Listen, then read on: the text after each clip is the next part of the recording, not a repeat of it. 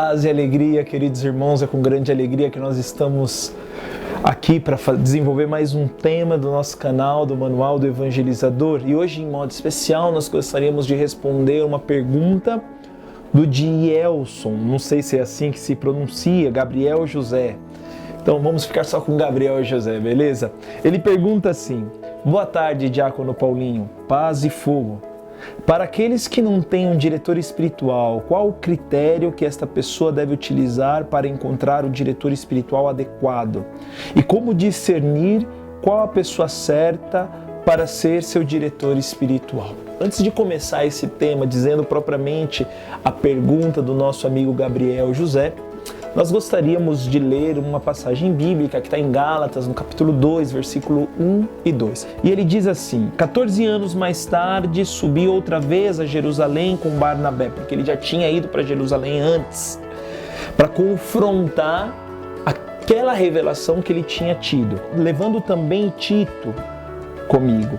E subi em consequência de uma revelação, que eu acabei de falar agora. Expus-lhe o evangelho que prego entre os pagãos, e isso particularmente aos que eram de maior consideração, a fim de não correr ou de não ter corrido em vão. Ou seja, Paulo ele necessitava não somente da aprovação dos apóstolos, por serem aqueles enviados de Deus e ser a pessoa de Deus aqui, porque também São Paulo era um apóstolo, mas ele foi no apóstolo maior, que é São Pedro. E ele queria realmente ter essa certeza no coração de que ele não estava correndo em vão, de que realmente aquilo que ele tinha sentido no coração era uma profunda revelação. Então aqui já mostra que desde o começo do cristianismo, a direção espiritual é uma tradição. Então eu gostaria de dar aqui algumas dicas de como arrumar um diretor espiritual, de como encontrar um diretor espiritual e, mais do que isso, quais devem ser os critérios e as características desse diretor espiritual. Primeira coisa, o diretor espiritual, ele também deve ser dirigido espiritualmente. Segunda coisa, ele deve amar a direção espiritual, ele não deve fazer isso por um trabalho, por profissão, mas deve fazer por amor. Terceira coisa, o diretor espiritual ele precisa ser uma pessoa de retidão de vida, uma pessoa que busca a santidade, uma pessoa que ama o nosso Senhor Jesus Cristo. Se ele não tem essa característica que é a fundamental, vamos deixar para lá. Santa Teresa ela vai falar assim: entre escolher uma pessoa que seja dotada de capacidades humanas, intelectuais, até teológicas, e escolher um santo para a direção espiritual, escolha um santo e não essas pessoas, ok? Então, precisa ter uma busca sincera de santidade. Quarta coisa, o diretor espiritual ele precisa ter o dom e a capacidade do discernimento. Ou seja, não é ele que toma as decisões, mas ele te ajuda a você discernir nos passos que você deve dar na sua vida. Então ele tem que ter uma capacidade de discernimento, de discernir.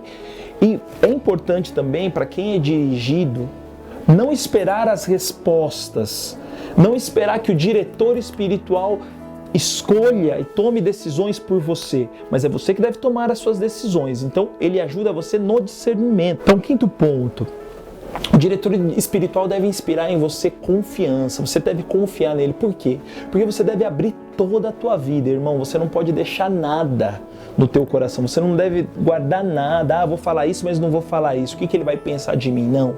Você deve ter profunda e extrema confiança no teu diretor espiritual. Depois, sexta coisa, o diretor espiritual ele precisa ser uma pessoa de convicções profundas e enraizadas, ou seja, precisa ser uma pessoa realmente radicada na fé, uma pessoa que caminha verdadeiramente, não deve ser um bandeirinha, não deve ser um cristão Raimundo, pé na igreja, pé no mundo, mas deve ser um cristão já enraizado, ou seja, uma pessoa que já tem um tempo de caminho, uma pessoa que já tem uma certa experiência, uma pessoa que já tem uma certa perseverança no caminho de Deus, uma pessoa que já tenha realmente uma quilometragem nessa estrada. A missão do diretor espiritual não é ser agradável aquele que ele acompanha, mas ele deve ser honesto, autêntico e verdadeiro.